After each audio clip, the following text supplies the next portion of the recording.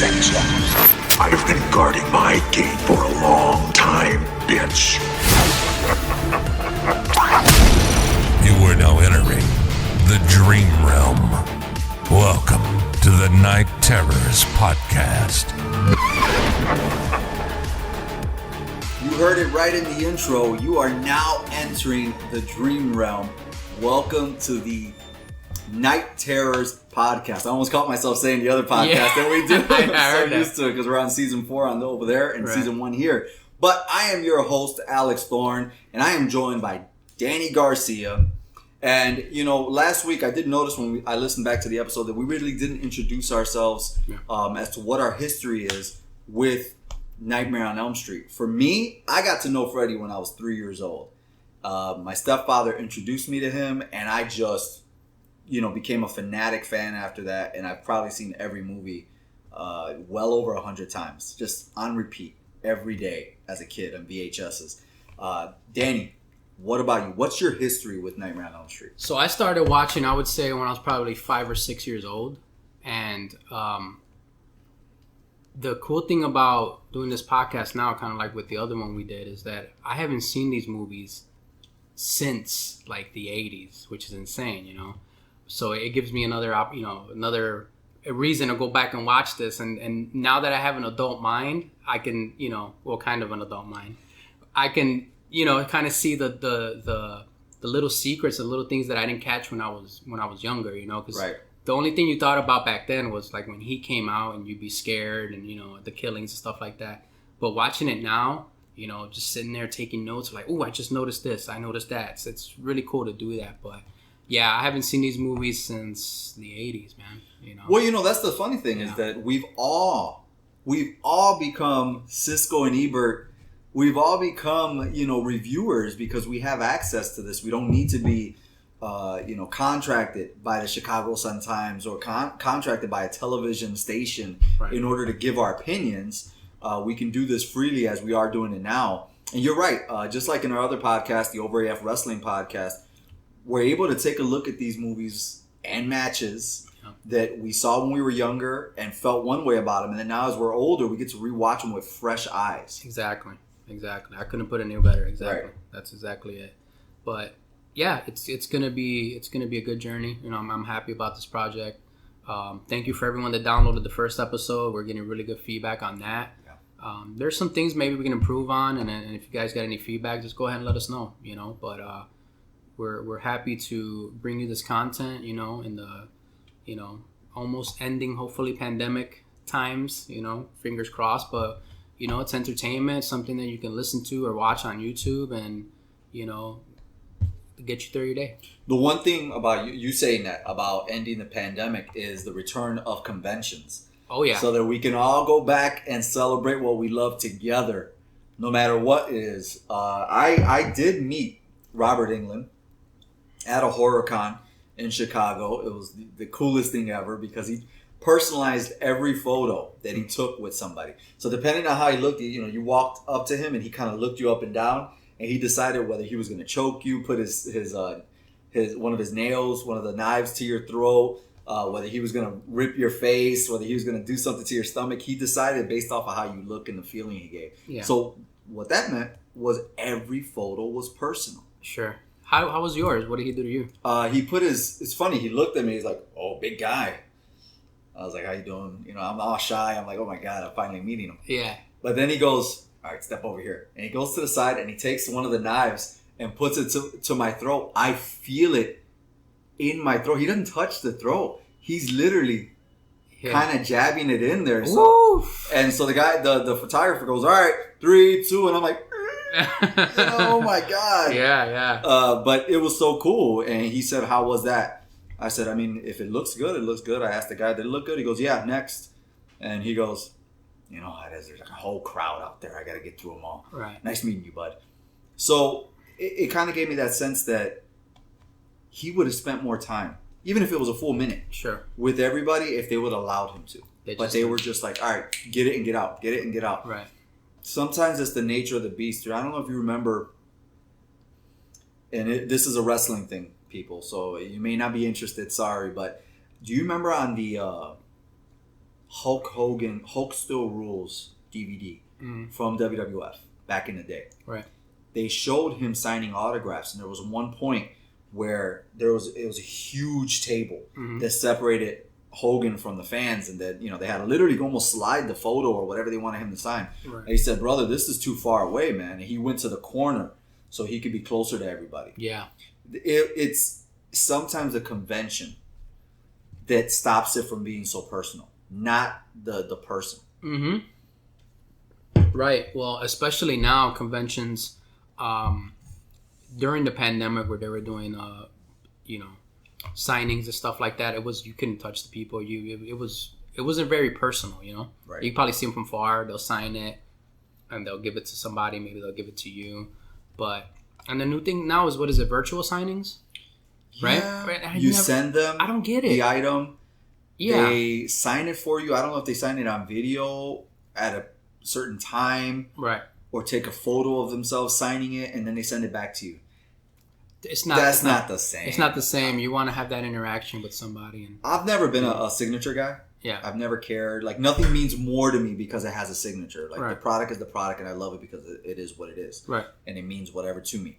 But, with the pandemic, that did stop meeting people, getting close. So hopefully now with this coming to an end, which it is, you got to believe that it's going to come to an end. Absolutely. You have to have that faith. You have to believe that everything's going to be okay. And with that coming to an end, we'll be able to resume life as we once knew it with a few more precautions. Right. Exactly. But yeah, I can't wait for those conventions to come back, because I would love to see, Robert Englund in person. I would love to see, Jason, Kane Hodder. Yeah, man, see him in person. Those are bucket list items that I would like to Absolutely, do. man. Let's hope so. Well, people that thought they could resume their life back to normal but couldn't was the inhabitants of Elm Street. Good segue there. The parents of Elm Street. Yeah. After burning Freddy in his boiler room, because I'm gonna go with what we know as fans, not what some people want to control the narrative as. After Freddy killed and molested several children in that neighborhood, they took the revenge vigilante style on him. Right. Thought everything was going to go back to normal, and as we saw in Nightmare on Elm Street Part 1, not at all. Exactly. And he's dead in the first one, right? He's dead. Yeah. This next installment in the series, dare I say, is the most controversial, right? That's right. There's even a Shudder documentary, which you actually introduced me to, about this movie. You want to talk a little bit about that? Yeah, so there's a documentary, if you guys haven't seen it yet, and if you have heard about it, I'm sure you're a raving fan of it. It's called Scream Queen, and it's centered around Mark Patton and his journey. This movie is known as the gayest horror movie of all time, without trying to be that. Right. Because in 1985, this really wasn't a thing that you talked about. Very taboo. Yes. Very taboo. Yeah. So I watched it when I was watching this movie, and you told me at the end of it, did you notice anything like different or a tone to it? I'm like, no. It didn't click with me until you started telling me, well, what about this part and this part? Like, oh wow. Okay. Yeah. I get it now. Yeah. And honestly, Yeah. that's what I thought about it when I first saw it 100 times when I was a kid. Right. It was just another Freddy movie. Later on, you grow up, you see different things, you know different things, you find out what's what, and you're like, oh wow, this is all over. Right. It's like in the entire movie, there's just nothing but subtext. And we'll talk about those certain moments in the movie yeah. too. So you can, you guys can see exactly what they were talking about, and kind of what I had to watch again and be like, oh, I see. Okay, now I get it. Yeah. Now I get it. Yeah, absolutely. But and, another thing is too, it doesn't take away from the movie. I thought the movie was a good movie. You know what I mean? So it doesn't take away from it. It doesn't make me, think of the movie, any differently. It's a horror movie, but whatever the intentions of the producers were, I would say that not a lot of people realized that it had that kind of tone to it. because I certainly didn't. Right. You know, so, but yeah, we'll talk about that. Also, I wanted to get into this is actually in 1985, correct? Right. What was the budget for this movie, and how much did it make in contrast to the first one? Right. So the budget of Nightmare on Elm Street 1, as we spoke about at the end of last week's episode, was $1 million, and it made $59 million back. Same. It's huge. No wonder Part 2 got greenlit like that. Right. Part 2, they raise it by $2 million, so now it's a total of $3 million as a budget, but it makes $30 million. Again, one hell of a return. Yeah. But literally half a drop on return than the previous 9 months, 10 months before when the first one came out. So I would have to say, if the first one made that much money and the second one made half of that, I would be daring to say that people heard in school, at work, when people came back from the theater and said, oh, this was bad. It wasn't a good Freddy. It wasn't a good movie. They killed Freddy, you know? Right. I would assume that stopped a lot of people from going. Yeah. If they loved Part 1 and then didn't go see Part 2. Yeah, hearsay is, something that's like, if obviously it's kind of like an experience in, like, say, retail. If you have a good experience, you tell another person. If you have a bad experience, you tell 5 other people, right? Right. So that's probably what happened, whereas, like, if a family member goes see it, you got to take the kids to go see it. But if it sucks, then, right. Obviously that's going to happen. One thing I got to point out is the director of this film was in a very tough spot. There is nothing worse than coming on to a successful first movie. When you come in 4th, 5th of a franchise, you know that you can watch before and say, okay, this is the commonality between the films. This is the lore. These are the rules. Right. But when there's only a Part 1, there are no rules. Right. Right? We know about these rules because they resumed them later on in the series. Sure. But this movie, I could see it being very tough to carry on what Part 1 did. Because essentially, like you said, while you were watching it, you were like, oh, this is a possession movie. Right. This isn't a dream movie. It's a possession movie. Exactly. And this is a new director, correct? So this has nothing to do with Wes Craven. This is a whole new creator. Right. So, and you can tell. Yeah. You The first thing that sticks out, I don't know if it did to you, yeah, was the music. The music, the flute playing was completely different from the first one. I agree. And well, let's get into it. Let's get into absolutely. the start of the movie, which starts off as, Jesse, our main character here, is taking the bus to school, and right away you look at the bus driver, and who is it? Robert Englund. It's Robert Englund, not Freddy. It's Robert Englund, right? You're like, whoa, okay, what's gonna happen here? And one of the cool things that I saw about this scene is that you notice there's a bunch of kids. They start getting off the bus, right? You got Jesse in the back, looking like, looking depressed, looking like the kid that gets bullied at school. And you notice these 2 girls, right? And they look at him and they start making fun of him, right? Then we soon start to realize that this is a dream, right? Because the bus starts going faster. But what I took from it as watching it, as you got into more of the movie, is like, this is Freddy playing with a person's emotions, because he's making this kid think like, look, nobody likes you, right? They're making fun of you. They hate you. You shouldn't feel any compassion. And notice he looks different. He looks different, yeah. In that first scene than he does in real life, Exactly. So it's like projecting an image onto him. Right. Like, you're a loser. You're nobody likes you, like you said. Look at you, all shy and hunched up in the back, Exactly. So screwing with it. Right away, that's what I was like, wow, okay. It's, but if you don't, like I said, we're looking at this back in the day, you didn't think about that. But now you use the psychology of it. You're like, man, that's good. Oh, yeah. Yeah, that's really good. But you know what also? Yeah.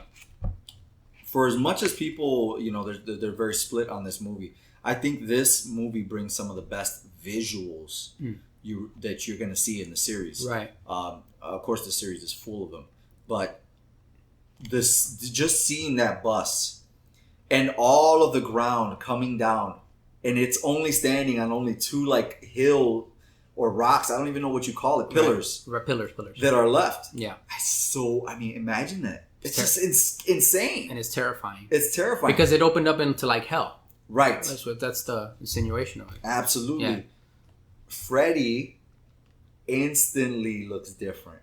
You can tell right away. Instantly. Whole different look. Yeah. Whole different look. An improvement in my opinion. Oh, definitely an improvement from the first one. So, and it's cool because as the series goes on, you can tell he looks better and better and better. So, it's cool to see him evolve. But then we get to meet Jesse's parents, his family and stuff, and you can tell, especially his dad is such a douchebag.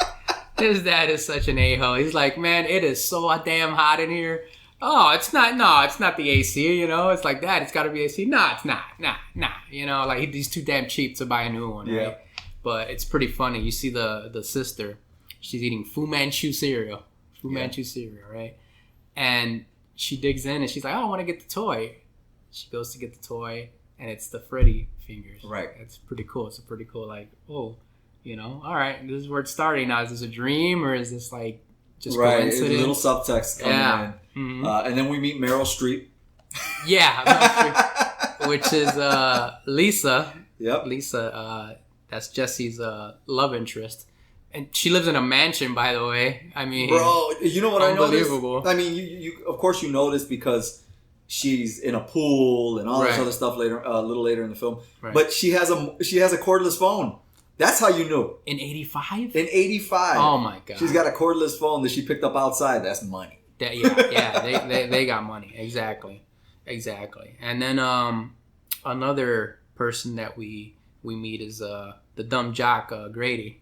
He's very similar to the character from the first movie. Almost looks like him too. Yeah, he does. He does, which I feel like in every Friday night movie, there's always got to be one of those. There's always got to be. Always, but he wasn't that bad though. He wasn't that bad. You would think he would be the bully to Jesse, right. but they actually are friends. They were cool. They were cool. When he would try to prank him, whether it be with school or whatever, he would laugh at it like, you got me. It was kind of that friendship, which was pretty cool. But another thing that you mentioned, and it made a lot of sense, and I didn't think about it, was in this movie, the guys are dreaming, right? It's the guy dreaming. The first one, it was mainly the women, right? The girls. No, it was only the women, right? That would show the actual nightmare happening. Right. This one is the guys, right? Yep.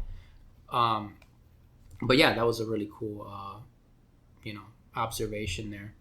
But then we have a scene where that's where you kind of convinced me, like, oh, okay, wait a minute. Now I'm starting to get the tone, which was when Jesse's dad tells him, go clean your room. Right. You're not going out. You're not going out. Go clean that room first. No. Which the room is a mess. It is a mess. I mean, Dad, at this point, I got to agree with him. The room is a complete mess. But then you see him start putting on, right, the sunglasses and dancing to this certain type of music, right? Yeah, a female led, very poppy. Right. His moves are all in his hips and all this stuff. Right. It's jarring when you look back at it. Right. Then you're like, oh, okay, what the movie does with the little, Yep. pop thing or whatever the heck. But yeah, Lisa comes over and is helping him out to clean the room, which is, man, what a girl. Hey, she's cool, man. This is marriage material, man. She's helping you clean your room, I mean, she's not bad on the eyes, she's very pretty. So, but as she's helping him along, they find a notebook, right? A journal. A journal. And in there is the journal from Nancy, our protagonist from the first movie. And she's talking about her lust for Johnny Depp. Her lust for Johnny Depp, and stuff like that. She has lust in her eyes. Yeah. And it's a pretty cool nod. And this is 5 years after that movie. Because another thing is, Grady had told Jesse about the history of that house. Right? He told him, hey, there was a girl there that her mom, killed herself, and, And he started like, wow, okay. And then they find this journal and they start seeing the backstory of what's going on, you know? And he starts noticing, like, wait a minute, she's talking about this Freddy guy and how, and you know, actually showing how, what he looked like. So it's like, him. Yeah.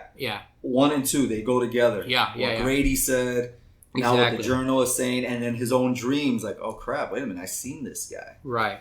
Exactly. And then, you know, because he had that dream about Freddy in the boiler room, right? He had that dream about Freddy. I think he was reaching for his claw. Right.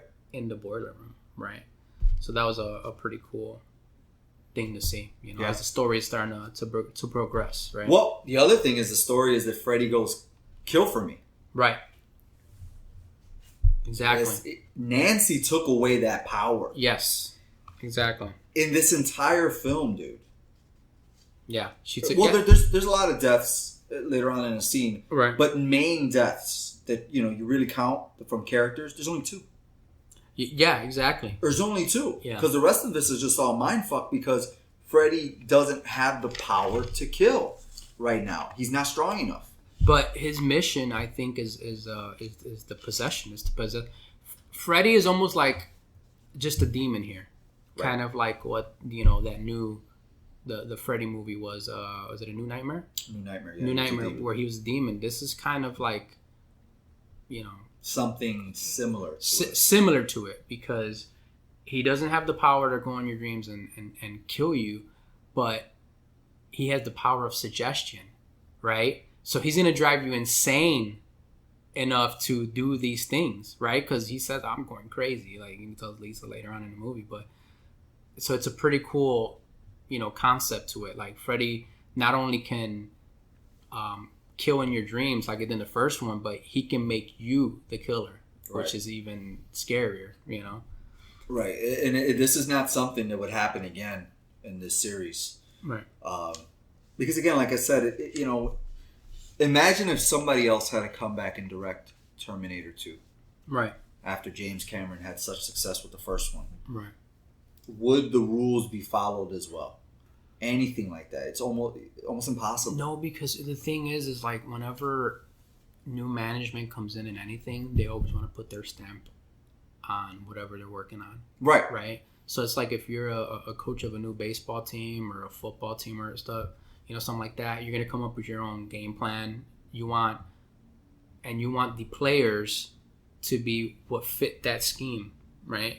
So somebody new comes in, obviously Wes Craven wasn't the guy in this one, but this director wanted to bring in new characters that fit his tone and what the story he wanted to tell.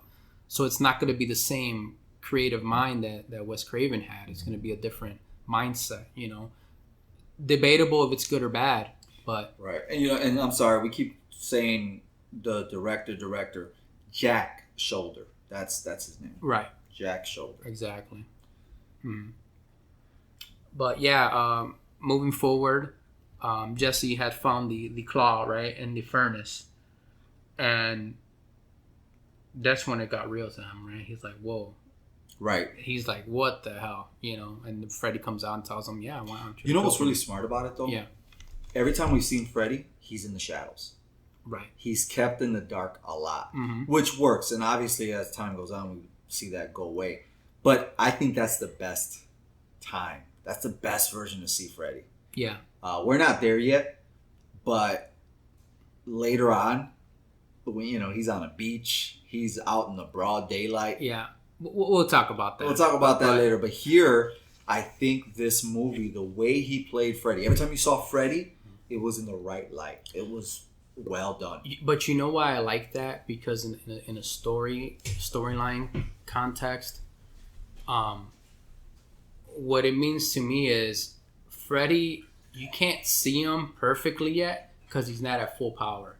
He's not at the full potential of his power and the fear that he puts in you. And I feel the more and more you see him, the more and more you fear him, the more and more he reveals more of himself to you. That's a cool take. I yeah, think about that. That's what I was like thinking about. Okay, so if you can't completely see him, it's like he's not strong enough yet. So he's got to get there. And then when you start scared, you start getting scared more and getting more scared, then he's gonna come out and be like, I'm at my full potential, Right. That's kind of like what I always thought about. That's pretty cool. Scenes, yeah. That's pretty cool. Mm-hmm. One thing that we negated to speak about, yeah, was not only when he sees Freddy reaching for his glove in the furnace, all that. He actually comes face to face with Freddy. Right. And Robert Englund has had a lot to say about this in interviews and say, I wanted to caress his lips with my knives. I wanted to see if I could put my knife in his mouth a little bit and mess with him because I knew what we were doing. Right. What I didn't see back then, but I saw it now, is how easily Jesse surrenders himself to Freddy. The moment Freddy grabs him, he goes like this, puts his hands on the wall. And right. It seems very sexual, very close. They're right there next to each other. Right. So they played with it. Right.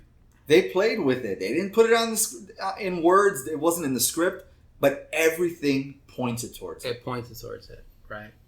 Exactly.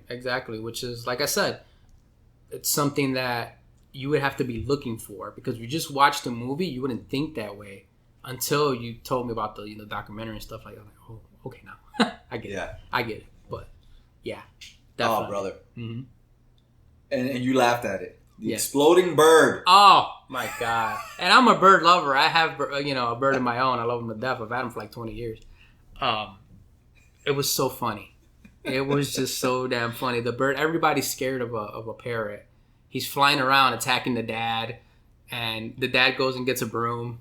And it's just so funny because the way the bird scratches him, and the dad sells it. He goes down. Takes a bump, goes back. Like a bear hit him. Yeah. Like a bear. He's terrified. Yeah, and he's bleeding out of his cheek. It's so funny, and this bird is strong enough to be knocking down, lamps, and I'm like, what? No. But yeah, it's funny. The dad's taking swings at him. He's breaking all the furniture. You can't just wait till he stops. Yeah, and then the bird just blows up out of nowhere. But my favorite part out of all of this was afterwards. What does the dad do? He accuses Jesse of basically tying a firecracker to the bird. Yeah, cherry bomb. It's a goddamn cherry bomb. Yeah, that's what it was. Like, no, the bird just burst into flames. I love the heat. Yeah. It's something that do you remember that in part 1 at all? No, right? There was no speaking of the heat. Of how hot it is? No. Every time Freddy was coming upon it, the heat happened. Oh my God, how I wish that would have carried over into other sequels, which it doesn't. That's an element of this film that I love. But could it have been just because in this particular movie, Freddy wasn't really the Freddy we know? He was more of because he was dead, right? Yeah, he's dead. So it was more of it was not Freddy, but more of his presence was really what was, making those things happen, right? Right. Like he was in spirit form, or it was like you could feel hell, right? Right. You could feel hell. That's basically what it is. Very cool. Yeah, I like that. Absolutely. Now we get the scene that sets the tone, and the only time in the entire script that I know of, because I've read the script myself as well, that it actually says gay S&M bar. Right, because Jesse, he has a fight, right? Goes to the bar. No, he doesn't have a fight. He has a fight with his dad. Earlier in the day. Right. Yeah. Mm-hmm. But later that night, that's one thing this movie does a little bit too much. I'm going to say that right now. Yeah. We get the shots of him sleeping and sweating 6 times. Right. And it's like, okay. It's just falling into this almost deja vu thing every night. I get it, but it's kind of monotonous to continuously do that. But yeah, he ends up in an S&M bar, which is insane to me that in the Scream Queen documentary, Jack Shoulder and everybody else who had the writer and the director, they're like, was that a gay bar? Yeah, I mean, you see in the scene, you see a guy licking and kissing the forehead of another guy. Yeah. And then you see 2 cross-dressers. Right. As well. You see them right next to it. So obviously. But like even the writer and the director said, "Oh, I wasn't aware that was a gay bar." I mean, maybe you only thought. No, it was, dude. It's out there, and it was in the script, and it said that's what it was. Right. So, it's Bob Shea, who was the head of New Line Cinema at the time, the man that really made all this happen, right. Gave Wes the opportunity and Freddy and the script. He's the bartender. Just look at what he's dressed as. Yeah, he's got makeup on. Yeah. He's got nothing but leather on, all this stuff. The coach, Snyder, is there. And was it okay at the time? Was there no rules that you could actually take a kid back to the school? Right. Out of school hours? After you met him in a bar. I mean, wouldn't you just have to, like, inform his parents? Right, return him home. Do something like that. Hey, you're not supposed to be here. I know you. I want better for you. No, this man takes him back to the school. Right, exactly. And makes him run laps, by the way. Right? Weird. And then hit the shower. You know? I don't know. Where then, of course, Freddy comes up. Pushes him. He pushed him into the chairs. What a jerk. Yeah. But he starts getting attacked by all of his gear. Right. There's balls flying at him. Right. He gets jump ropes tied to his arms, dragged. A really cool effect. Yeah, very cool. You can't see who's dragging him. And they even do it to where you can see the handles of it up in the air. Now, of course, movie magic, but that's so cool for 1985. Yeah, absolutely. They easily could have did a shot where, they were holding them up like that. And you didn't see that nobody was there. But they did a moving shot. Very difficult to do in those times, I'm sure. And then he gets stripped naked. Right. And then what happens to him? Towel snaps. He starts getting hit, with the towel in the ass. And it's just the way that it's... what I feel they're insinuating here? Bondage. Yeah, absolutely. I mean... It's right there. And it just came from an S&M bar. Exactly. But yeah, he gets hacked to death by Freddy. There's blood shooting everywhere. By Jesse. Right. By Jesse. Jesse. Correct. Freddy's using Jesse. And it's clear because he's got blood all over him, and he's got the claw. And he's got the claw in his hand. Yep. Exactly. So my question to you is, right? And Jesse does one of his patent screams. Shit. Is it that Freddy possessed him? Or is it that Freddy was so good at convincing him to do this murder that he actually did it himself? I think he convinced him. I think so too. Because I feel like Freddy preys on the weak, right? And he's already weak-minded. He's already, his parents are treating him like crap. His school is not very, he's not very well liked, I guess, there, right? Right. He's treated as like a nerd and stuff like that. So it's like Freddy saw this guy and said, okay, you're going to be my vessel. The character is not written as a gay character. But every action this kid takes kind of shows you that he's not comfortable with going further with Lisa. Yeah. It's so trippy how it turned it around. Remember how we said in part 1 that Tina's boyfriend Rod, right? That was his name. Rod was like, "Hey, I'm gonna get some, and we're gonna do this." He was the one that was out there, forwardly out there. In this one, it's Lisa's friend who's like, "Did you get any yet? Right? Did you hit it yet?" Basically asking him that. And she's like, "No, he's just a ride to school. It's the opposite."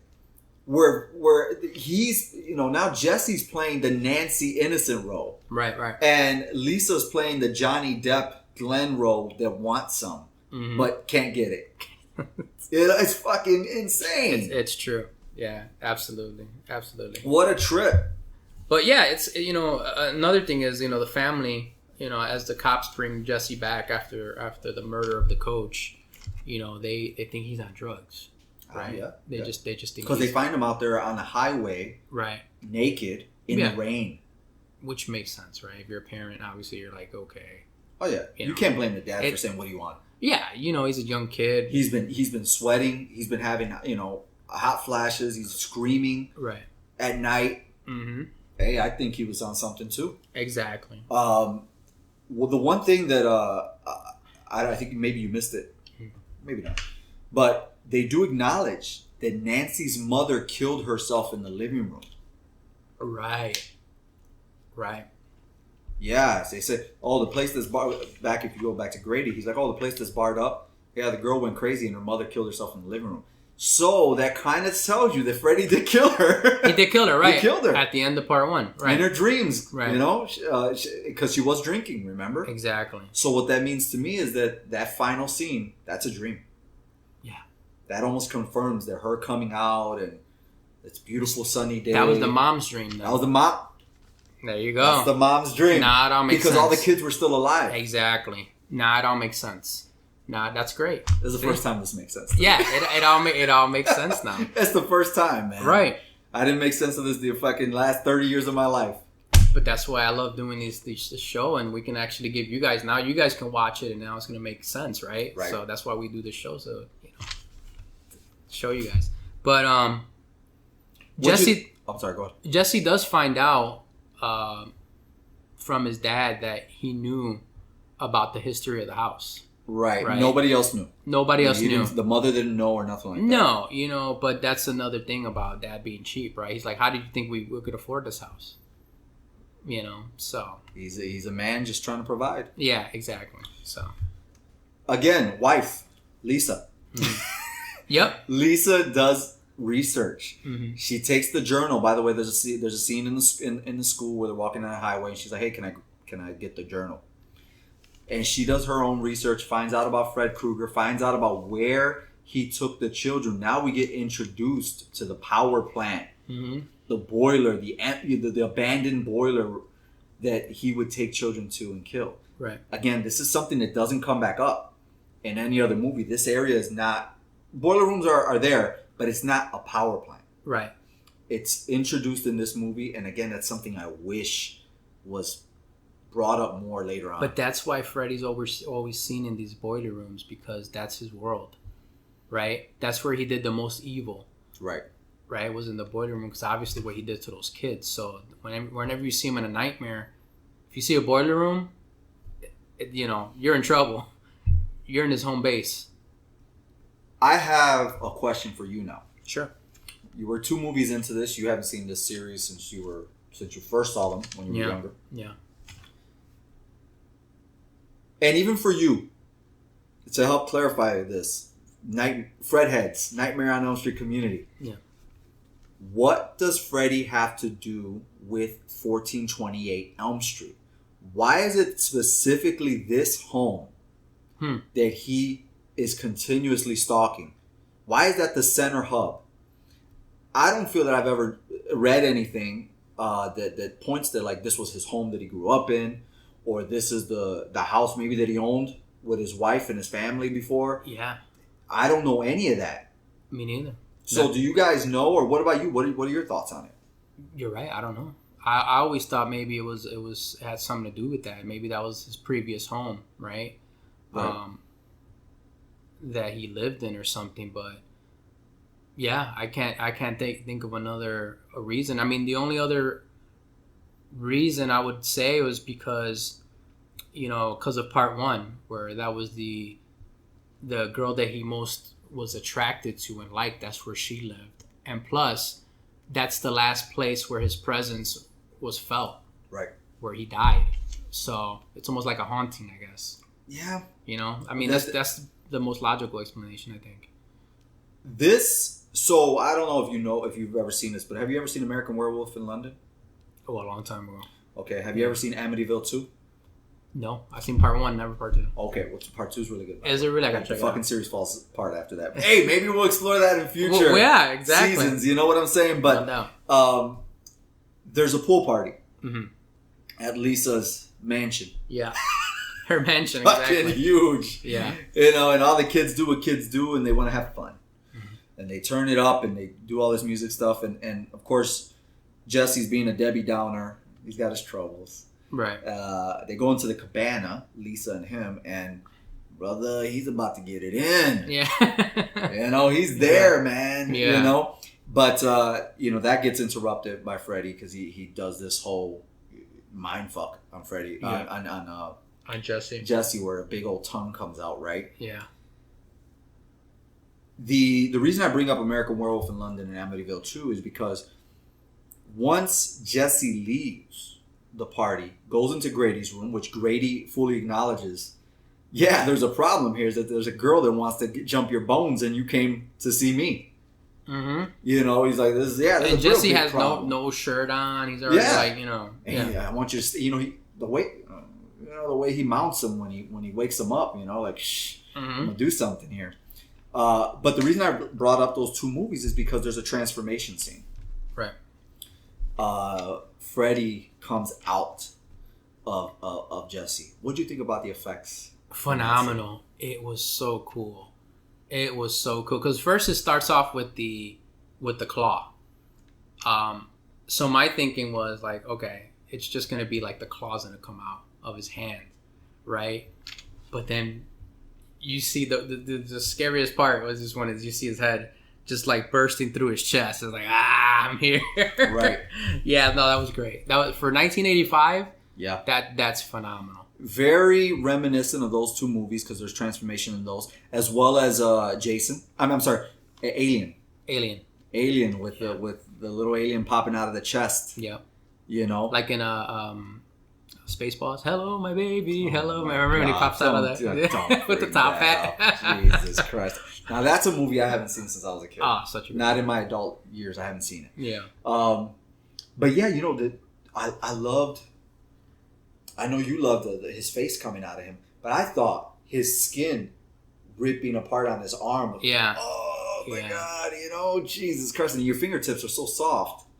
Ugh. And to have knives coming out of it. Yeah, it's horrifying. You know, what I think happened is that he didn't take enough stay up pills, right? Brother, okay, let's talk about stay up pills. People, so if you're a Freddy fan, you know that the pills that Nancy takes in part 1 are stay awake. Stay awake. In this one, he's taking stay up pills. STA up. Yeah, STA up. So the Dollar General brand. Yeah, exactly. Dollar Store brand. Great value. Yeah. Great value. Stay awake. Mm-hmm. Stay awake. Yeah, he didn't take enough pills, and you know, Grady gets killed. You know, I don't know. I identified the most with Grady personally in this film. I thought Grady was a cool dude. He was just a dude. Yeah. You know what I mean? And he was there for him. He was, absolutely. He was there for him. He did. He told him, yeah, man, you can stay here. You know, why not? Yeah. I'll watch you sleep. And then he's like, nope. Well, of course. You know, right. You can't. Because you think, you know, obviously the story is like, you're not going to believe that, right? And nobody's going to stay up. No. And nobody's going to believe that. Like, fuck it. As much as I could take. Yeah, exactly. You know, I'm going to sleep. Go ahead and go sleep there. You know, I'll tolerate you. But right. No, absolutely. Yeah. And, yeah, I mean, Freddy / Jesse, he kills him. You know? Yeah, it's definitely Jesse who kills him. Yeah. I think from a personal standpoint, I would have loved to have seen Jesse kill at least once. And actual Jesse. Yeah. And have Freddy in a mirror or in an image somewhere around him in that same scene where you could see, okay, he's controlling him and it is Jesse. Right. But this movie kind of leaves you guessing, or you're having your own take on it. Right. Throughout the whole thing. The one thing I will say is that Grady, the guy who played Grady, he was like, yeah, we didn't shoot that at the same time. Like, we shot my death scene, and then they shot my dad breaking in the door a whole different day. Right. It wasn't the same day. And he goes, I thought, you know, because the claw came through the door when I was there when they shot that, I thought, oh man, it's going to be a real gruesome death for me. They're going to do something crazy. He was like, no, I got choked out. Basically. He goes, I got choked. I didn't even get a good death. All right. That's because all the budget went on fucking epic. Absolutely. Death scene. Yeah. But then we get to we get to a scene that is very controversial because it breaks all the rules Right. that are set in the first one. Every time Freddy was seen, it was in a dream, and she had to pull him out Right. of the dream. Freddy shows up here. Jesse transforms into Freddy. Freddy is fully now in front of Lisa. Right. And then the kids at the pool party, they look through the back door and they're seeing it. They clearly see Freddy. Right. So now he's visual in front of everybody. Didn't make sense. Yeah, it's like I can't get with that. Yeah, because that would insinuate that everybody's dreaming, right? Because you're not supposed to see Freddy in the real world. You see him in the dreams. That's what makes him Freddy, right? That's his power. We all got to be sleeping. So that was a big like plot hole. Big basically. no. Yeah. Even like, the dad. And now the deaths. Yeah. And the visual of him popping out of the ground. Sure. The visual of him saying, "You are all my children now." Great. Yeah. I mean, amazing visuals, but they go against the story. Now, could it be that they're seeing Jesse and they show Freddy just so that we can think like, okay, you know what I mean? Yeah. That could definitely be an option. Maybe what the kids are seeing is Jesse. They're not seeing Freddy. Right? But you know what would have been a cool thing to do to actually show that is to show Jesse first. Here's where I think you're wrong. Okay. And I just thought about it. The dad sees it. The dad doesn't know who that guy is. But he does know who Jesse is. He does know who Jesse is. Gotcha.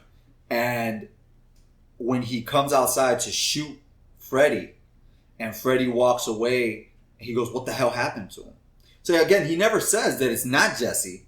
But everything kind of points to, hey, you're seeing this crazy, burnt man that nobody knows. Everybody is doing that. Right. Even the guy who comes up to Freddy and says, "Oh, I can help you." Right. He tries to calm him down like a hostage situation. Right, exactly. Is he seeing Jesse?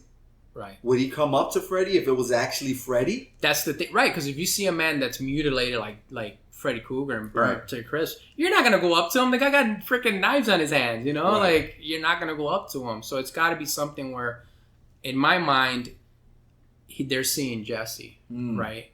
But definitely Freddy's presence is there because as we talked about it, things get hot.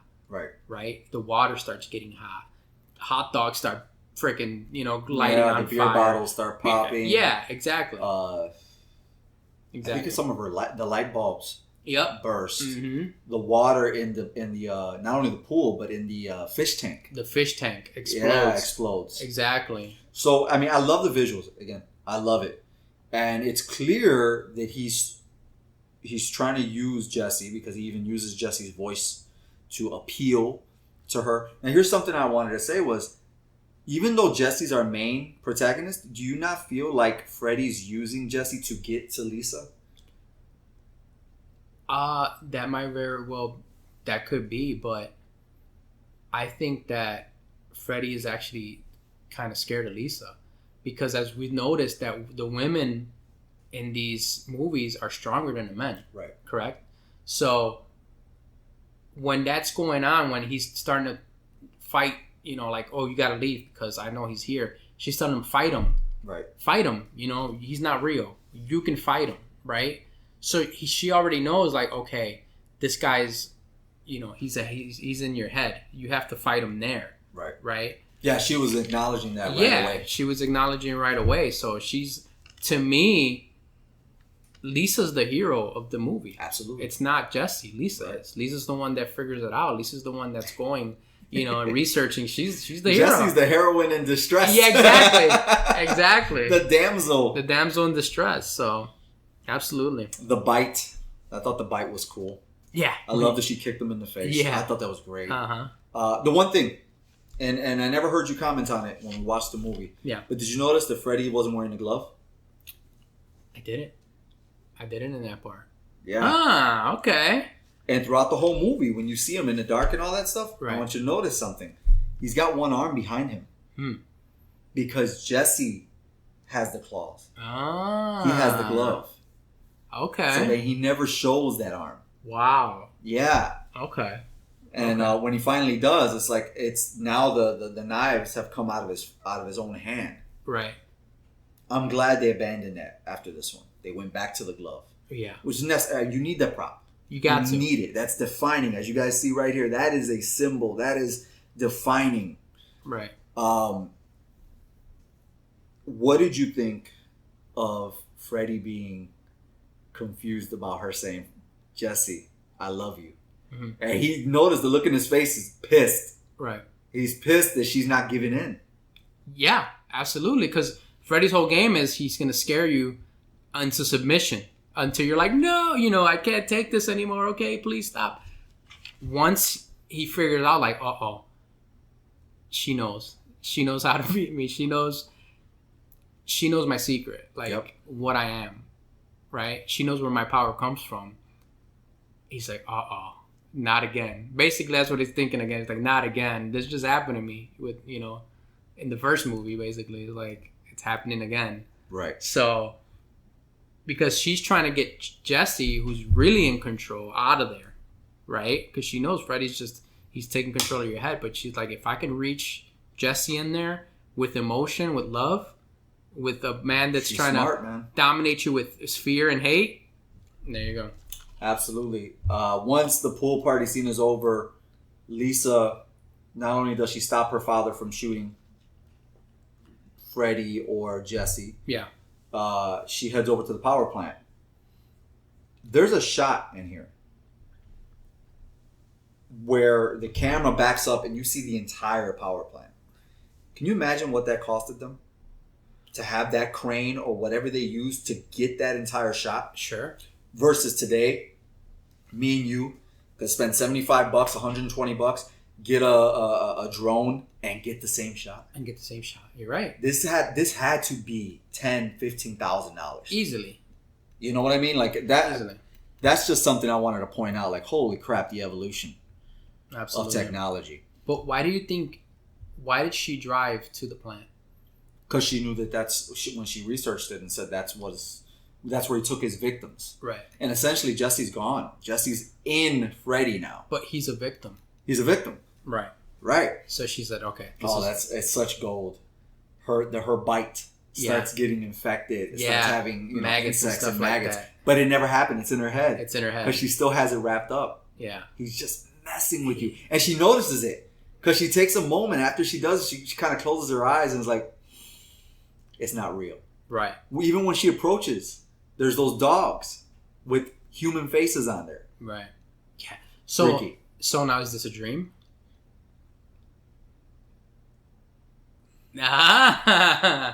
Food for thought. Is this a dream? I don't think it's a dream. But it has to be. How is she seeing these things? How are they seeing them? How are they seeing Freddy? Exactly. That's what we don't know. Even the giant rat. That's hilarious, by the way. The giant rat. That got me. Yeah. But, how is... I don't think it is because she's telling herself, no, don't fall for it. Right. In this movie, I think the rules are broken constantly. They don't apply because it's like... So you're telling me that this is real life? Like, those things are real? Or how is he messing with her head if she's not asleep? That's a big problem with this movie. Right. Right? Is that's never explained. Right. And that's where the point of contention comes. And again, I said for Jack, just to be on his side a little bit, it's got to be tough because you don't know. Part one is just, it's there. It's a success. Okay, what do we do now? You could either remake part one. You could literally just remake it. Yeah. And have other people in the same roles, have all the beats be the same. No doubt. But he didn't do that here. He tried to bring his own vision to it, his own... And it's understandable, man. If this was 3 or 4, I'd say this is inexcusable, man. This guy shouldn't have been part of this franchise. Right. But part 2, that's tough. It's tough.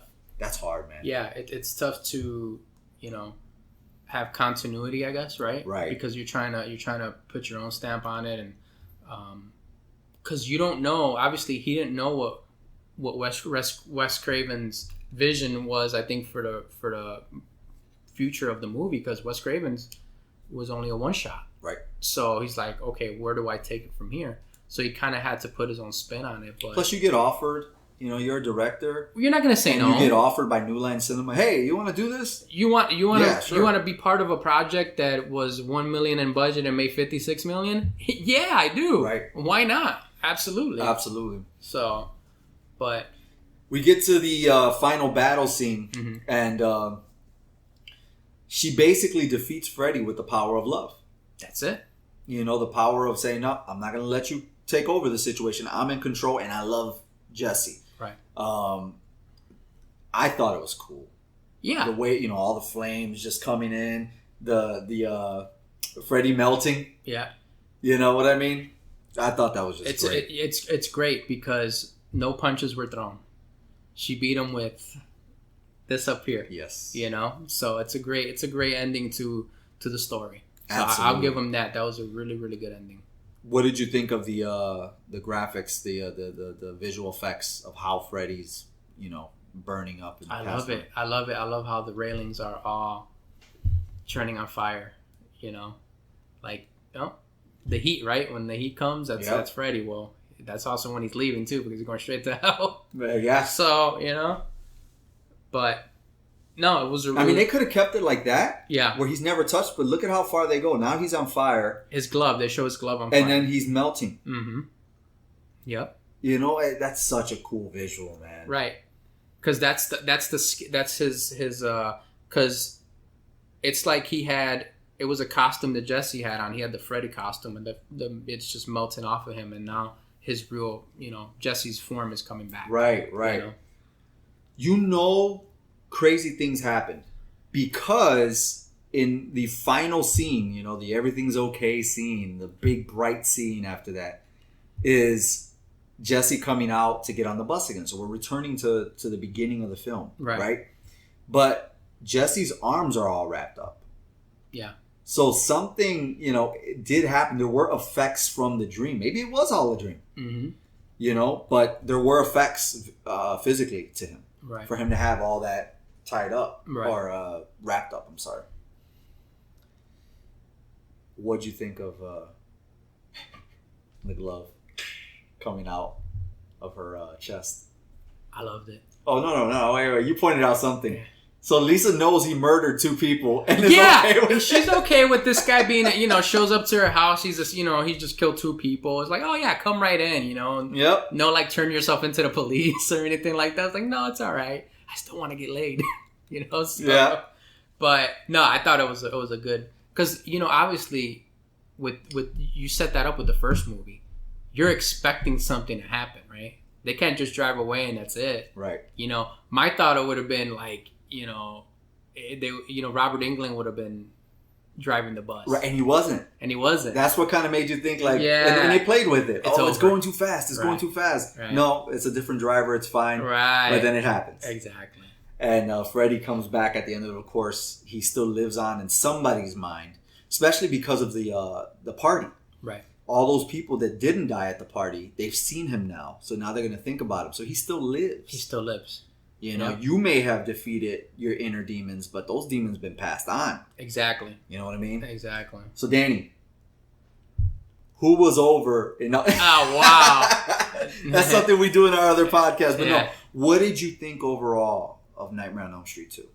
I don't think it was as good as the first one. Let's just start right there. But it did have a lot of the, you know, the little things that we didn't like obviously everybody being able to see Freddy, even though it's not a nightmare. Like that kind of bothered me. But other than that, the storytelling, the ending, I thought it was an okay movie. I thought it was decent. I didn't like I said, we talked about the documentary about the sexual content, you know, the tone of the movie that was supposed to be told or whatever. I didn't really see a lot of that, even when I watched it again. You know, like, you saw little things, but it wasn't, to me, like how people are describing it, like a gay movie. Right. I didn't think it was a gay movie. And that's cool. That's cool that you didn't see that. I didn't see that. You know, I just saw it as a movie. Now, if that's what other people see, that's fine too. You know, I just didn't see it as that. You know, so. But I thought it was a really good movie. And yeah, definitely looking forward to seeing how part 3 is, and moving forward. For me, I loved the hell out of this one when I was younger. It was actually one of my favorites. Yeah. Today, I think it's a good horror movie. Okay. I don't think it's a good Freddy movie. Right. I think it's a good horror movie. And I think if you're going to watch the series, I think you should go 1, 3, 4, 5. Skip over 2. But you can watch this one as a standalone movie. Because the story in this is standalone. That makes sense. You know what I mean? Yeah. It's a good horror movie. It's a possession movie, but it's not a Freddy movie. It's not a Freddy movie. So I do like it. I think it's a good film. I just don't think it's a good Freddy film. One thing I will say too is I'm really sad that the main actor was, blacklisted because of, what they were saying about, his sexuality and stuff. That's never. Well, they said one of the things that was going around was like the movie failed. Yeah. Because he was so gay. That's not right. And it was like, but I wasn't playing a gay character. No. And it wasn't written for me to be like that. Well, yeah, it wasn't written for you. It's just you played it so gay that it was a bomb. That's not right. Yeah. That to me bothers me. I don't think that you should ever, judge a person or a movie on that. I thought he did a really good performance. He really did. He did. So He really did. Yeah, I hope that people that maybe had that thought of the movie and didn't watch it because of that, give it a try.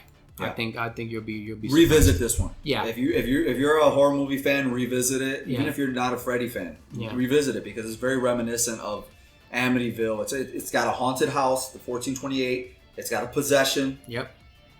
It's a really good horror movie. And with that being said, we're going to continue this journey of night terrors with episode 3 and what is widely considered the best of the series by a lot of people, Dream Warriors. Dream Warriors. I'm going to give my unique thoughts on that one next week for sure, and so is Danny. Can't wait. But for you guys, look, this journey is just starting, and we're loving it. If you can, go ahead and leave us a 5-star review on iTunes. We would greatly appreciate it because the more reviews we get, the more people are going to discover us, and you know that Fred heads love to be part of a community. So if we can all dream at the same time, forget to take your stay up and stay awake pills. That's right. Till next week. Don't drink caffeine, but also don't fall asleep. That's right. You're listening to the Stoverload Podcast Season 2. Listen, learn, and enjoy.